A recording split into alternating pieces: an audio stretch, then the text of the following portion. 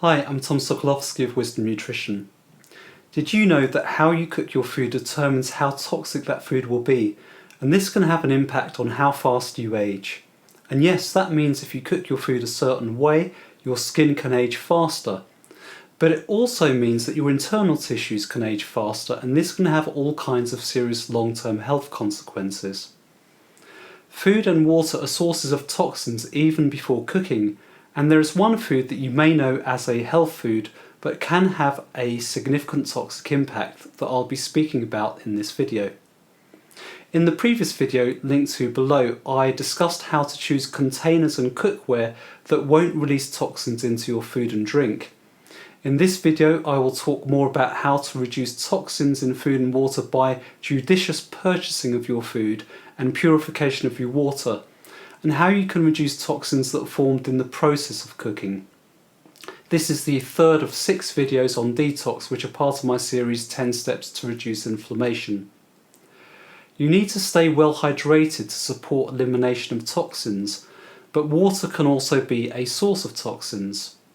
All kinds of contaminants may be found in groundwater, including pesticides, nanoparticles, pharmaceuticals, industrial compounds, toxins from personal care products, fragrances, flame retardants, surfactants, food additives, and even caffeine and nicotine, and many of these can make it into the drinking water supply.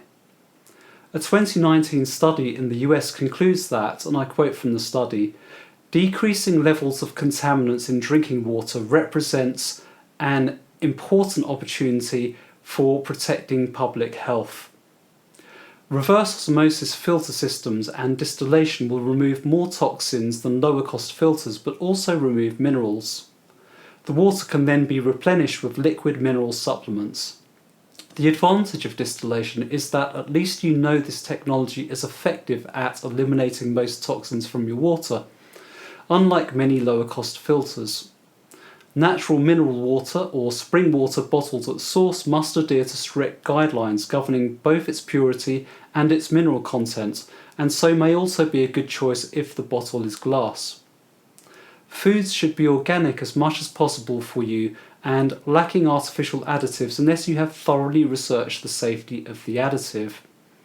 Now, you can assume that if a chemical is not one that we have evolved with over millennia, it may well be toxic to us unless proven to be safe. I discussed the precautionary principle in the previous video, and in the next video I discussed the known toxic effects of pesticides, so I won't cover that in more detail now. Even an extract from red seaweed that sounds benign and natural, which is carrageenan, can degrade and has been demonstrated to cause intestinal ulceration and tumours in animals and prolonged inflammation in human intestinal cells. Now, the oceans are becoming ever more toxic, and it's tragic that one of our natural food sources believed to have played an important role in the evolution of the human brain, and I'm talking about fish and seafood. So fish and seafood may now be a potential cause of concern if eaten too frequently. Children who eat more fish have been found to have a lipid profile that is linked with better heart health, but also higher levels of blood mercury. Even at levels considered to be low, mercury was associated with increased inflammatory markers and a blunted daily cortisol response in these children. I discuss stress and your stress hormone cortisol in depth in a later video, but for now, just in case you thought having a low cortisol response was a good thing, I'll say that cortisol is anti-inflammatory and you need some cortisol to get out of bed in the morning and prepare you for the day ahead, although too much cortisol is indeed harmful. Immune cells exposed to low concentrations of mercury chloride increase inflammatory signalling and decrease anti-inflammatory signalling, which could potentially increase the risk of infectious disease and autoimmunity from mercury exposure. Some evidence suggests that mercury from amalgam fillings may cause fatigue, insomnia, depression, excessive anger and anxiety. Mercury can inhibit antioxidant enzymes, impact immune function, inhibit the energy-generating mitochondria, and can cause high blood pressure, kidney disease and heart disease, potentially countering the cardiovascular benefits of the omega-3 fatty acids found in oily fish. Blood levels of mercury associated with seafood consumption have been also linked with both male and female infertility, and prenatal and early postnatal exposure to mercury can skew the immune system in such a way that it increases the risk of allergy. Mercury has even been linked with alopecia areata incognita, a condition found predominantly in young women and characterized by abrupt and intense hair loss. Mercury bioaccumulates in the fat of larger oily fish further up the food chain and with a longer lifespan. So instead of tuna and swordfish, focus on smaller oily fish, which you can remember by the acronym SMASH: sardines, mackerel, anchovies, salmon, and I mean wild salmon, and herring.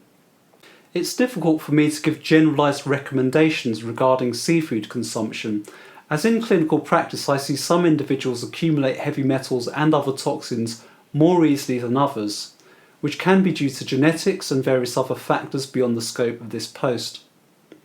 Therefore, if you choose to eat oily fish rather than supplement to provide you with essential anti-inflammatory omega-3 fatty acids, I would recommend comprehensive periodic testing with a suitably qualified practitioner to check that heavy metals are not accumulating to potentially harmful levels.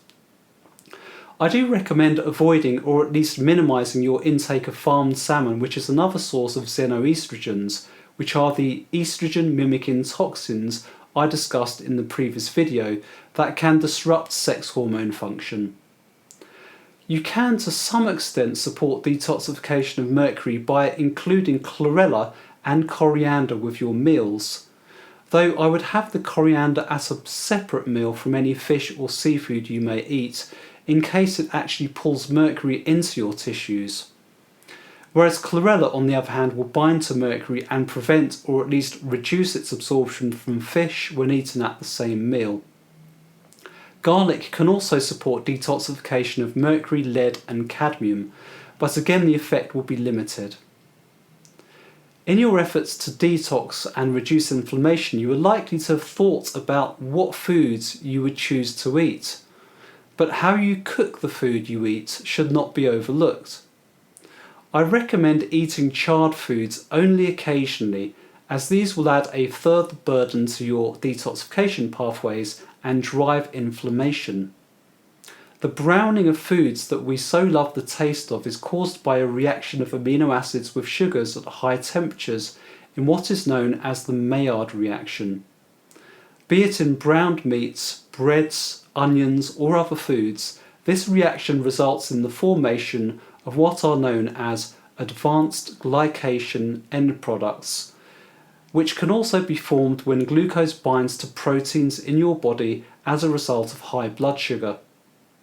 These are interestingly named because the commonly used acronym for advanced glycation end products is AGES, AGES, which describes exactly the end result to your tissues, both externally as your skin ages at an accelerated rate, and internally, for example, by reducing the elasticity of your vasculature, so important in maintaining healthy blood pressure.